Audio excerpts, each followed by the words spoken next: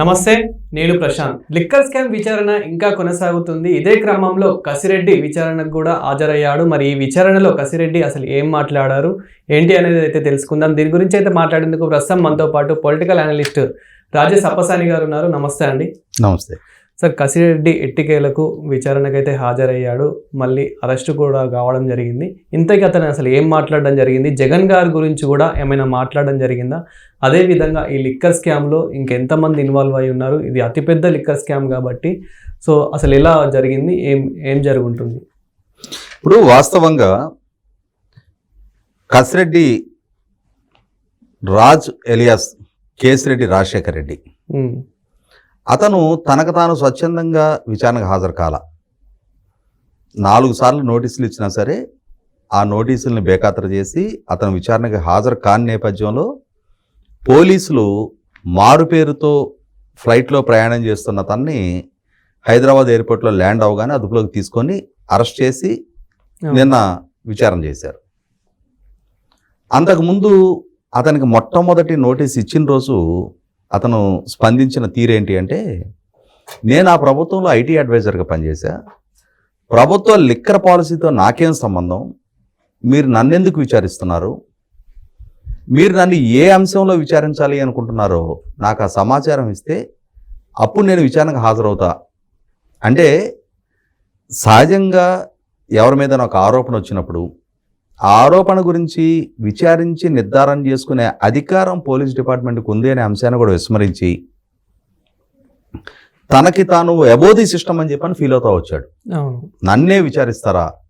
సహజంగా మనకి భారత రాజ్యాంగం కల్పించిన వెసులుబాటు ఏంటంటే రాష్ట్రపతి గారిని, గవర్నర్ గారిని, ఇటువంటి వాళ్ళని ఈ సాధారణ పోలీస్ కేసుల విచారణ నుంచి ఇమ్యూనిటీ ప్రసాదించారు వాళ్ళకి.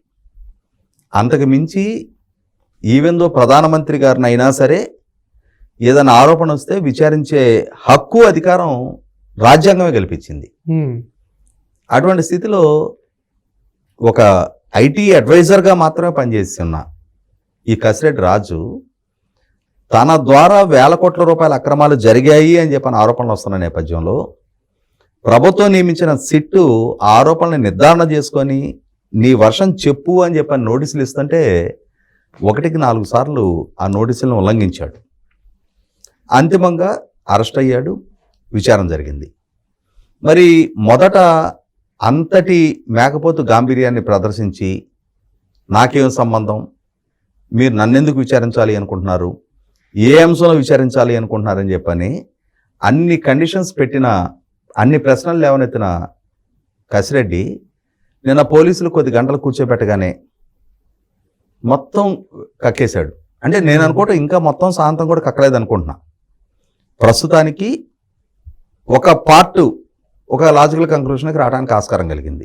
ఏ పార్టు? డిస్టిలరీస్ నుంచి బ్రోరేజెస్ కార్పొరేషన్కి ప్రొక్యూర్ అయ్యే ఏ బ్రాండ్లు అయితే ఏ రోజు ఎంత క్వాంటిటీ ప్రొక్యూర్ అవుతాయో ఆ బ్రాండ్లకు సంబంధించి, ఆ స్టాక్కి సంబంధించి అంత ప్రపోర్షన్లో పాలకులుగా ఉన్న వాళ్ళకి ఒప్పందం చేసుకున్న మేరకు వాళ్ళ కమిషన్లు డిస్టిలరీస్ ద్వారా చెల్లింపులు జరిగాయి. ఆ చెల్లింపుల ప్రక్రియని మొత్తం కూడా హ్యాండిల్ చేసింది కసిరెడ్డి రాజు.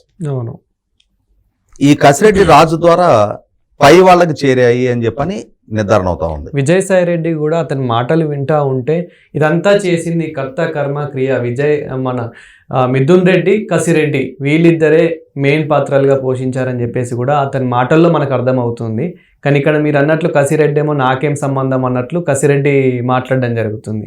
కానీ నిన్నటి విచారణ దగ్గరకు వచ్చేటప్పటికి జగన్మోహన్ రెడ్డి గారు ప్రభుత్వం అధికారంలోకి వచ్చిన తర్వాత ఎక్సైజ్ పాలసీని ఆల్టర్ చేయాలి, ఈ ఎక్సైజ్ పాలసీ వల్ల ప్రభుత్వానికి ఆదాయం రావాలి, అలాగే పార్టీకి కూడా ఫండ్ సమకూరాలి అని చెప్పిన మేరకు ఆ విధమైన పాలసీని మేము అడాప్ట్ చేసుకున్నాము. ప్రభుత్వానికి ఆదాయం పెరగడానికి, అలాగే వైసీపీ నాయకత్వానికి కూడా కిక్ బ్యాక్స్ అందటానికి కావాల్సిన మార్గం సుగమం అవ్వాలి అని అంటే అప్పటి వరకు అమల్లో ఉన్న ప్రైవేటు వ్యక్తుల చేతిలో ఉండే మద్యం వ్యాపారాన్ని ప్రభుత్వ ఆధ్వర్యంలోకి తీసుకురావాలి, తద్వారా ప్రభుత్వానికి ఆదాయం పెంచాలి. అదే సందర్భంలో డిస్టిలరీస్ నుంచి కొనుగోలు చేసే మద్యానికి సంబంధించి మామూలు వసూలు చేయొచ్చు, తద్వారా వైసీపీ పార్టీని కూడా ఆర్థికంగా బలోపేతం చేసుకోవడానికి ఆస్కారం కలుగుద్ది అనే పాలసీని మేము తీసుకొచ్చామని చెప్పని చెప్తున్నాడు. ఇక్కడ అసలు చాలా లోతైన సవాళ్ళు ఎదురవుతా ఉన్నాయి. ఎందుకంటే రాష్ట్ర ముఖ్యమంత్రి జగన్మోహన్ రెడ్డి గారు ఆయన కేబినెట్ సహచరులు కలిసి అధికార వ్యవస్థతో చర్చించిన తర్వాత పాలసీస్ని అడాప్ట్ చేసుకోవాలి. అది ఎక్సైజ్ పాలసీ అయినా ఇంకొక పాలసీ అయినా సరే విధాన నిర్ణయాలు తీసుకోవాల్సింది క్యాబినెట్. ఒక విధాన నిర్ణయం తీసుకున్న తర్వాత దాన్ని అసెంబ్లీలో బిల్లు రూపంలో ప్రవేశపెట్టి అసెంబ్లీలో చర్చించి అప్పుడు చట్టరూపంగా అది అసెంబ్లీ నుంచి పాస్ అయ్యి బయటకు వస్తుంది. జనరల్గా జరగాల్సిన డ్యూ ప్రాసెస్ ఇది. కానీ ఇక్కడ ఏం చెప్తున్నాడు కసిరెడ్డి రాజు, జగన్మోహన్ రెడ్డి గారు నాకు బాధ్యత అప్పచెప్పారు. అసలు ఎవరితను? ఏమన్నా ఐఏఎస్ అధికారా? ఎలక్టెడ్ మంత్రా? లేదు. క్యాబినెట్ సహచరుడు కాదు, ఐఏఎస్ అధికారి కాదు. కానప్పుడు ఒక థర్డ్ పర్సన్, మేబీ అతను ఐటీ అడ్వైజర్ అయితే అయి ఉన్నాడేమో. ఐటీకి సంబంధించి ఐటీ అండ్ ఐటీ ఎనేబుల్డ్ కంపెనీలు వీళ్ళని ఎక్కువ తీసుకురండి. ఆ వీళ్ళని ఎక్కువ కంపెనీలు ఇవాళ మన రాష్ట్రంలో గ్రౌండింగ్ అయిన ఫలితం మన రాష్ట్ర యువతకు ఉపాధి దక్కడానికి ఆస్కారం ఉంటుంది. ఎంతమందికి ఉపాధి అదనంగా దక్కితే అంతగా ఈ రాష్ట్రానికి ట్యాక్స్ రెవెన్యూస్ పెరుగుతాయి, ఇక్కడ మార్కెట్ పొటెన్షియాలిటీ పెరుగుద్ది, ఇక్కడ సంపద సృష్టికి ఆస్కారం అవుద్ది అని చెప్పని కనుక జగన్మోహన్ రెడ్డి గారు నాకు చెప్పారు అంటే మనం కూడా అర్థం చేసుకుందాం. ఎందుకంటే అతను ఐటీ అడ్వైజర్ కాబట్టి ఆ రిలవెంట్ ఇండస్ట్రీస్ని ఛానలైజ్ చేయమని చెప్పని సీఎంగా ఇన్స్ట్రక్ట్ చేశారని మనం ఒప్పుకుందాం. నువ్వు ఒక ఐటీ అడ్వైజర్వి, జస్ట్ అన్ అడ్వైజర్, ఆఫీసరు కాదు, క్యాబినెట్ సహచరుడు కాదు. నువ్వెలా పాలసీ అడాప్ట్ చేసుకుంటావు? పాలసీని నువ్వెలా డ్రాఫ్ట్ చేస్తావు? అసలు ఏం అధికారం ఉంది? నువ్వు కాంపిటెంట్ అథారిటీ కాదు కదా. కానీ జగన్మోహన్ రెడ్డి గారు ప్రైవేటు వ్యక్తులకి పాలనా వ్యవహారాలు అప్పచెప్పిన పర్యవసానం ఎవరెవరు కూర్చొని మద్యం పాలసీ గురించి మాట్లాడామని చెప్పని విజయసాయిరెడ్డి చెప్పాడు. విజయసాయిరెడ్డిని పిలిచి విచారించిన సందర్భంగా విచారణ అధికారులు అతను అడిగారు, మీ ఇంట్లో ఒకసారి హైదరాబాద్లో ఒకసారి విజయవాడలో సమావేశాలు జరిగినాయా అని చెప్పని అడిగారు.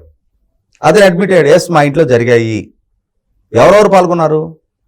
కసిరెడ్డి రాజు పాల్గొన్నాడు, పెద్దిరెడ్డి మిథున్ రెడ్డి పాల్గొన్నాడు, సీఎం పిఏగా ఉన్న ధనుంజయ రెడ్డి పాల్గొన్నాడు, సీఎం ఓఎస్డీగా ఉన్న కృష్ణమోహన్ రెడ్డి పాల్గొన్నాడు, డిస్టిలరీ ఓనర్గా ఉన్న సజ్జల శ్రీధర్ రెడ్డి పాల్గొన్నాడు, నేను పాల్గొన్నా. మరి డిస్టిలరీ యజమానులకి ప్రభుత్వ పాలసీస్ తోటి ఏం సంబంధం? అలాగే ఒక లోక్సభ సభ్యుడు, ఒక రాజ్యసభ సభ్యుడు, వీళ్ళకి state government day to day అఫైర్స్తో వీళ్ళకి సంబంధం? ఈ విచారణలో ఒక కొత్త పేరు కూడా బయటకు వచ్చింది, ఎవరో సుధీర్ రెడ్డి అని చెప్పేసి. అంటే ఈ నెట్వర్క్ నిర్వహణ ప్రాసెస్లో చాలా మంది ఇన్వాల్వ్ అయ్యారు. అవును, అంటే మనం గతంలో తెలంగాణ లిక్కర్ స్కామ్ ఏదైతే ఉందో కవిత గారిది, అది 100 కోట్ల స్కామ్కే 17 మంది 18 మంది వరకు కేసులు నమోదయ్యాయి, అరెస్ట్ కావడం మనం చూసాం. అలాంటిది 10-100 రేట్లుకి పైగా స్కామ్ అని చెప్పేసి మనకు తెలుస్తుంది. అంటే ఇందులో ఎంతమంది ఇన్వాల్వ్ అయి ఉండొచ్చు? ఒక రకంగా మాట్లాడుకుంటే ఇప్పటి వరకు మనం మాట్లాడుకుంటున్నది డిస్టిలరీస్ నుంచి బ్రోవరేజెస్ కార్పొరేషన్కి అధికారికంగా జరిగిన కొనుగోళ్ల ప్రాతిపదికగా ఏ కంపెనీ నుంచి ఏ బ్రాండ్ ఎంత క్వాంటిటీ ఏ రోజు ప్రొక్యూర్ చేస్తే ఆ రోజుకి ఆ కంపెనీ ఆ పర్టికులర్ క్వాంటిటీకి సంబంధించి ఒప్పందం చేసుకున్న కమిషన్ల చెల్లింపు, ఆ చెల్లించిన కమిషన్ల డబ్బుని ఏ విధంగా ఎవరెవరు హ్యాండిల్ చేశారు, అంతిమంగా లబ్ధిదారుడు ఎవరు, ఎవరికి చేర్చారు అనేదే చర్చ నడుస్తుంది ఇప్పటిదాకా. కానీ మొన్న చంద్రబాబు నాయుడు గారి ప్రభుత్వం అసెంబ్లీకి సబ్మిట్ చేసిన వైట్ పేపర్లో 650 షాపుల్లో నాన్ డ్యూటీ పెయిడ్ లిక్కర్ అమ్మారు.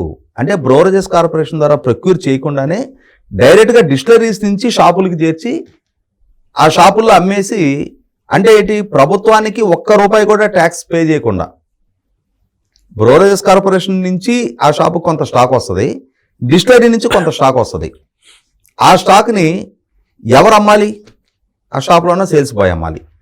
అమ్మి అతనికి తెలుసు అఫీషియల్ స్టాక్ ఏది, అన్అఫీషియల్ స్టాక్ ఏది అనేది.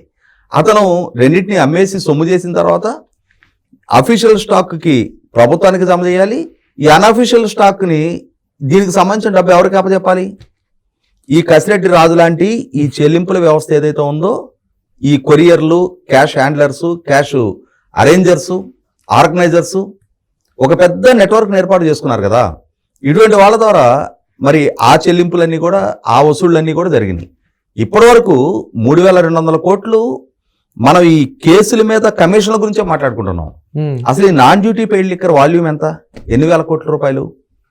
ఇప్పుడు ఈ కేసుల మీద మామూలు వసూలు వల్ల ప్రభుత్వ ఆదాయానికి నష్టం లేదు, కానీ నాన్ డ్యూటీ పెయిడ్ లిక్కర్ మూలన అందులో 84% ప్రభుత్వానికి ట్యాక్స్ రెవెన్యూగా రావాలి. అది మొత్తం నష్టమైంది. ఆ 84% కూడా డిస్టిలరీ యజమానులు, నాయకులు, అధికారులు, ఆఖరికి ఆ షాపులో పనిచేసిన సేల్స్ బాయ్స్తో కూడా కలిపి పంచుకొని తిన్నారు. వాళ్ళ సహకారం లేనిది సాధ్యం కాదు. వాళ్ళు ఉత్త నోటి మాటకు సహకారం ఎందుకు అందిస్తారు? ఖచ్చితంగా ఆ కరప్షన్లో వాళ్ళకి కూడా భాగస్వామ్యం కల్పిస్తేనే, వాళ్ళ సర్వీస్ ఛార్జ్ కూడా వాళ్ళకి ముట్ట చెప్తేనే వాళ్ళు మీకు సహకరిస్తారు.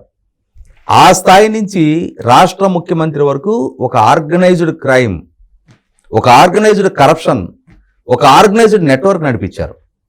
వేల కోట్ల రూపాయలు చేతులు మారాయి. ఈ మారిన డబ్బు ఎవరెవరు ఎక్కడెక్కడ ఏ ఏ విధంగా ఇన్వెస్ట్ చేశారనేది కూడా లోతుగా విచారం జరగాలి. ఆ జరగాలి అంటే నేను అందుకే ఇందాక చెప్పింది, ఇప్పటి వరకు వెల్లడైన వాస్తవాలు ఒక పీనట్తో సమానం. ఇంకా వెల్లడి కావాల్సిన వాస్తవాలు, అసలు సిసలు బాధ్యులు ఇంకా ఎంతమంది పాత్రదారులు ఉన్నారు. నా అంచనా అయితే ఇవాళ విజయసాయిరెడ్డి ఇంట్లో ఈ పాలసీ గురించి మాట్లాడినప్పుడు ఎక్సైజ్ డిపార్ట్మెంట్ ప్రిన్సిపల్ సెక్రటరీ ఉన్నాడా?